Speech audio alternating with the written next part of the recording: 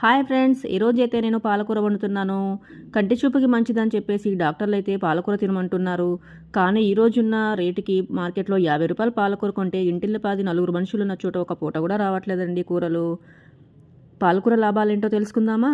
ఈ పాలకూరలో vitamin K ఎక్కువగా ఉంటుంది. K1, K2, K3, కానీ K1 మాత్రం చాలా ఎక్కువగా ఉంటుంది. ఇది రక్తం గడ్డగట్టడానికి ఉపయోగపడుతుందండి. ఏదైనా గాయమైనప్పుడు బ్లీడింగ్ అవ్వకుండా మనకి రక్తం గడ్డగడుతుంది.